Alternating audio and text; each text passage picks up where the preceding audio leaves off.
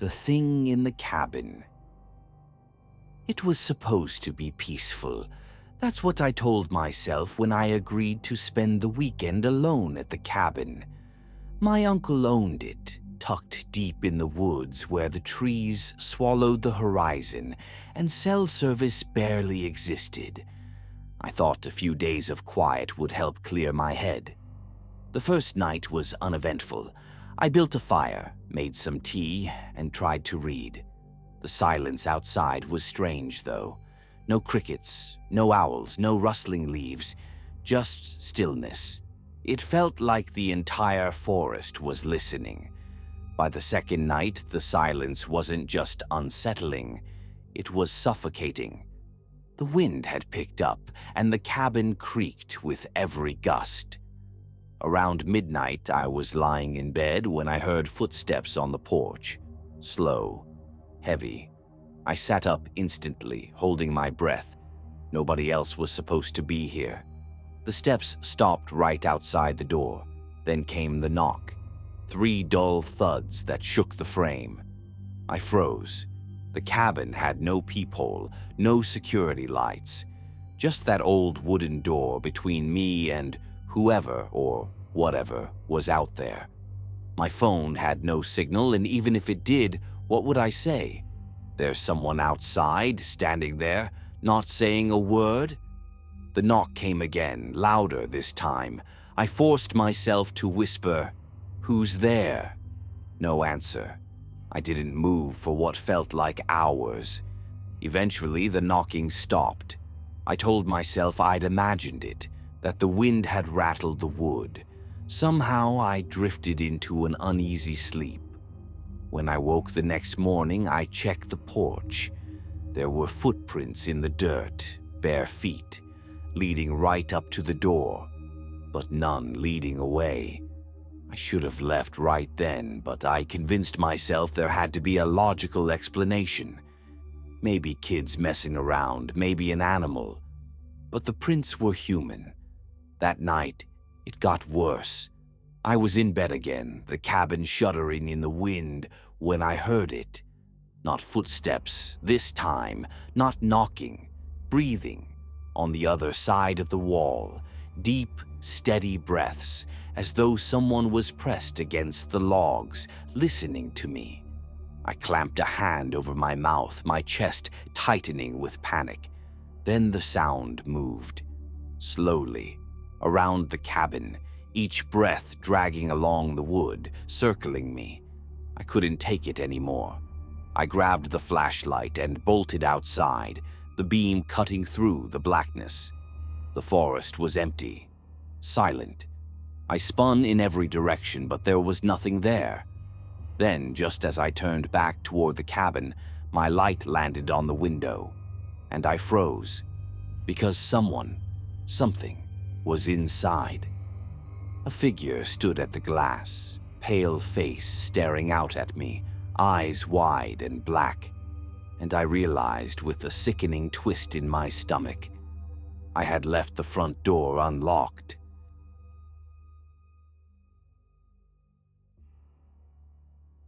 The knock in the pines. I should have known something wasn't right the second I arrived. The cabin looked fine enough, old but sturdy, tucked deep among towering pine trees.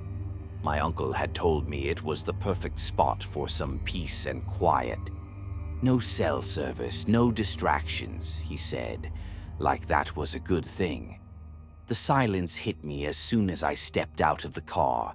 No cars, no people, not even birds. Just the trees creaking against each other in the wind.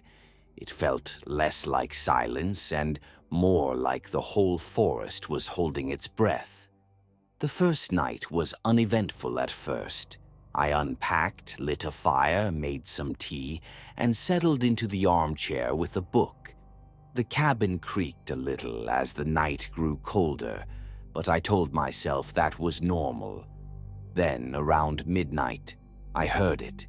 3 sharp knocks on the front door. I froze. At first, I thought maybe a branch had fallen against the wood, but these weren't random thuds. They were steady, deliberate. Knock, knock, knock. I didn't move.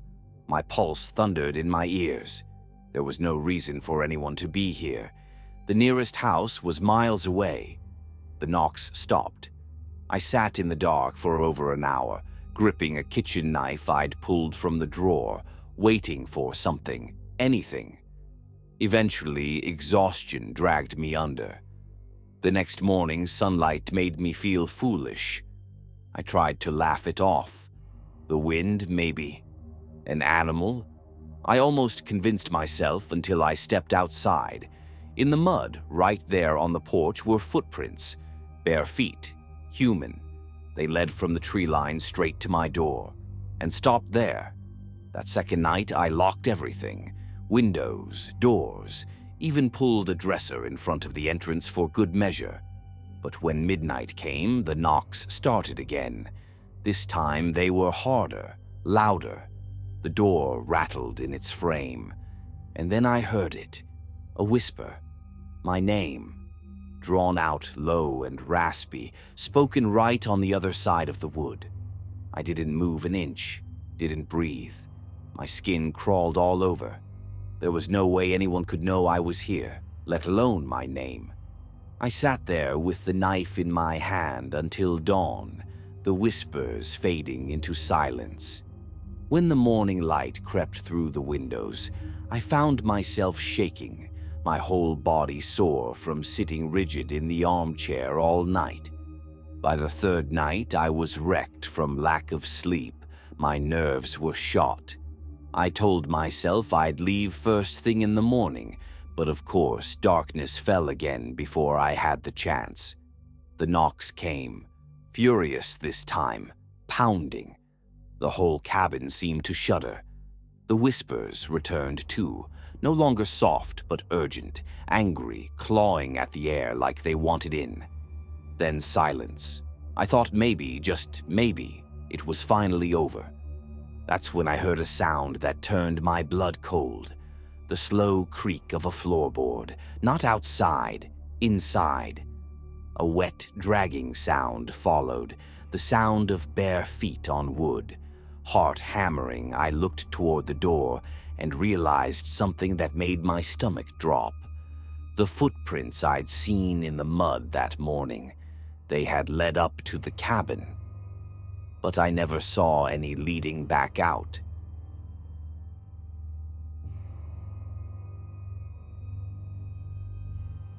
The cabin that breathed. I should have trusted my first instinct when I saw the place. The cabin was smaller than the pictures online had suggested, hunched in the middle of a clearing as if it were trying to hide from the world.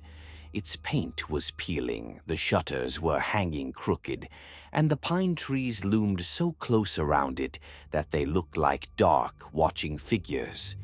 But I was too tired to care. The drive had been long, winding through endless back roads where my GPS had cut out hours earlier. When I finally pulled into the clearing, all I wanted was to throw my bags down and sleep. The silence was the first thing that felt wrong. There weren't any birds, no crickets, not even the hum of insects you'd expect in the woods. It wasn't just quiet, it was hollow, like the whole forest was holding its breath. That first night, I told myself it was fine. I unpacked, lit a fire in the old stone hearth, and tried to read by lamplight. For a while, the crackling flames and the worn armchair gave me comfort. But when I finally crawled into bed, I couldn't shake the unease pressing in from the trees outside. I woke up sometime past midnight to a sound I couldn't immediately place. At first, I thought it was the wind pushing through the eaves. Then I froze. It wasn't the wind, it was breathing. Slow, heavy, deliberate breaths. Too deep, too steady to be mine. And it wasn't outside, it was in the room with me. My throat tightened as I sat up in bed, straining my ears. The sound was faint but distinct, coming from the far corner of the room where the shadows were thickest. I fumbled for my phone, but of course I had no signal, and the weak glow of the screen only made the dark seem deeper.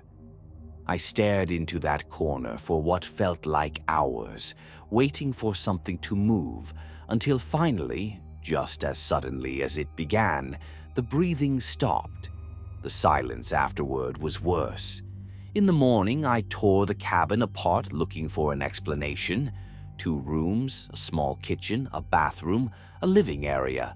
Dust and old furniture, nothing more. No footprints, no signs of anyone. But I couldn't shake the feeling I hadn't been alone. The second night, I tried to prepare. I kept the flashlight on the nightstand, a kitchen knife beside it. Still, when the breathing started again, this time louder, closer, I froze all over again. My hand shook as I grabbed the flashlight and clicked it on, sweeping it across the room. The beam landed on the old dresser against the wall, and for the briefest moment I could have sworn it shifted. Just a fraction, like it had leaned forward, listening. I didn't sleep at all. By the third night, I was ready to leave, but the forest had other plans. A storm rolled in at dusk, hammering rain against the windows, flooding the dirt road that was my only way out. I told myself I could last one more night. As the hours dragged on, the cabin seemed to change. The walls groaned, not from wind or weather, but from pressure, as though something inside them was pushing out. The floorboards trembled beneath my feet. The air grew hot, heavy, damp, like the inside of lungs filling with breath. I wasn't imagining it anymore. The whole cabin was breathing. Then came the footsteps, soft at first, bare, wet from the hallway. They came slowly, one by one, each creak of the floorboards deliberate, patient, closer, closer, until they stopped just behind me where I sat rigid in the armchair, clutching the knife with white knuckles.